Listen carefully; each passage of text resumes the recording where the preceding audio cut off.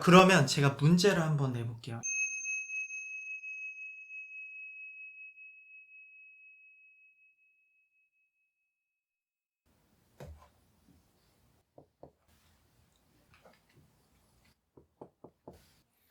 자, 이렇게 강아지랑 강아지요? 수벌레 그리신 거 아니었어요?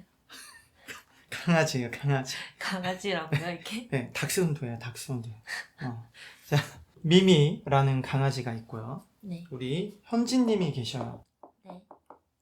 이제 애니멀 컴퓨터이신 거죠. 네. 보통 사람들은 어떻게 많이 이야기를 하냐면요. 야, 강아지가 한국말을 할 줄 아는 거냐?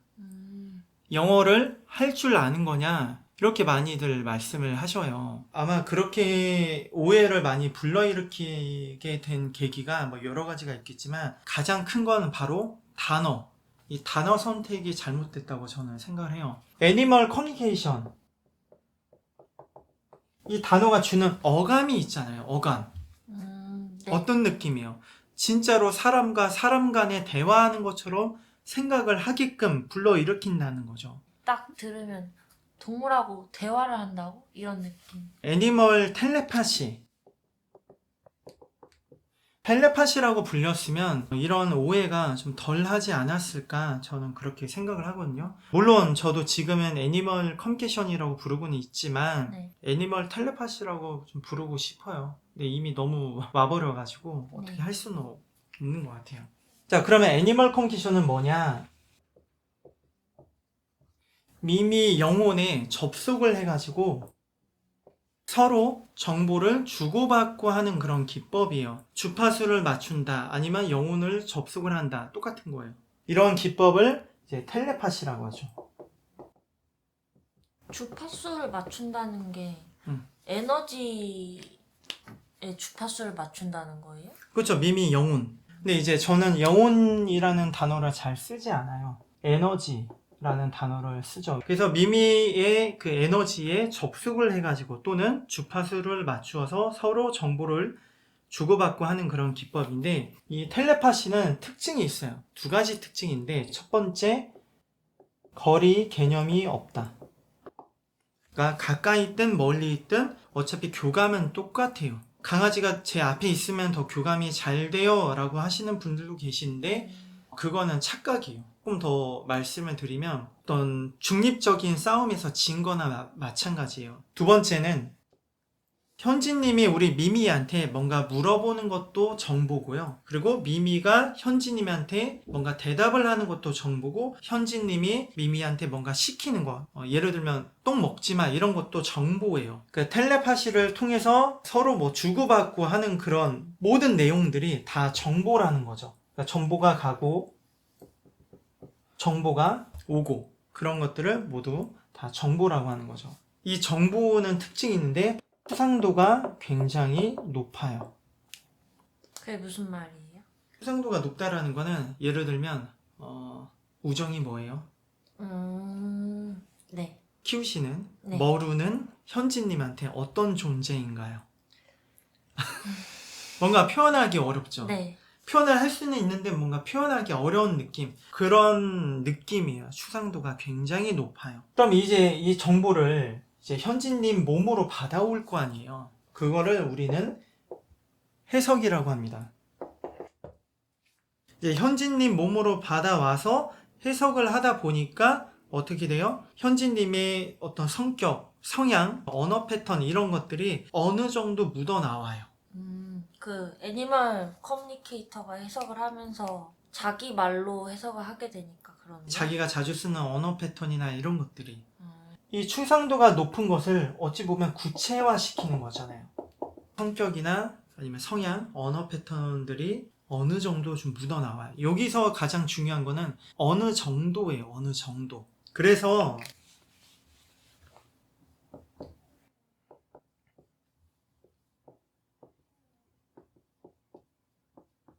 엄마가 밉다라는 그런 정보를 A한테도 보내고 B한테도 보내고 D 애니멀 컴퓨터한테 많이 보냈어요. 그러면 A 애니멀 컴퓨터한테는 엄마 미워 이렇게 들릴 수도 있는 반면에 B한테는 엄마 싫어 이렇게 들릴 수도 있는 거고, C한테는 엄마랑 안 놀아 이렇게 들릴 수도 있는 거고, D한테는 엄마한테 서운해 이렇게 들릴 수도 있는 거예요. 네.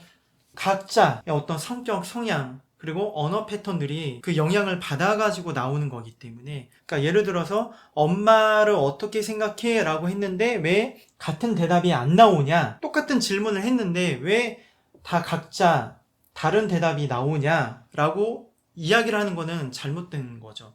그런 질문 자체가.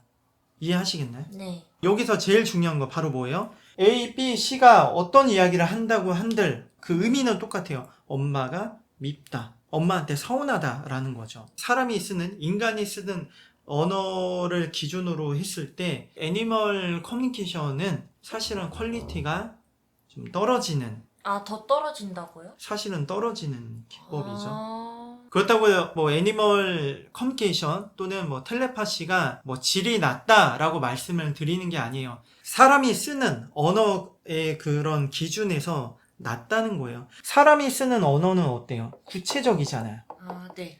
올바르게 전달을 할 수가 있다는 거죠. 네. 예를 들면 A라는 문자를 전달하면 구체적으로 전달을 하는 거예요. 사람이 쓰는 언어는. 근데 이 텔레파시로 A를 보낸다? 그냥 A라는 느낌을 보내는 거예요. 이해하시겠죠? 뉘앙스를 보낸다는 어찌 거잖아요. 보면 네, 쉽게 말씀을 드리면 그냥 뉘앙스를 보낸다. 자, 그러면 문제를 한번 내볼게요.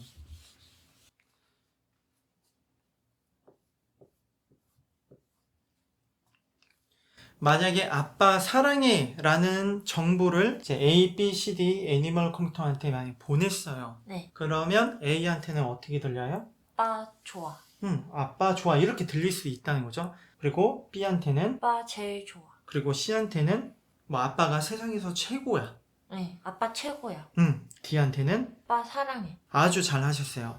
추상도가 높은 거예요. 이 정보라는 거는. 그리고 이 과정을 해석을 하는 것 자체가 뭐예요? 구체화 시키는 거죠. 구체화. 사람 말로요? 그렇죠. 우리가 알아들을 수 있게끔. 저는 한국 사람이잖아요. 그러니까 한국어로 들리는 거예요. 아. 만약 미국 사람이에요. 그러면 영어로 들리는 거예요. 그냥 정보가 들어오면 내 성향이나 언어 패턴 그대로 그냥 해석이 되는 거예요. 그쵸. 나한테는? 네.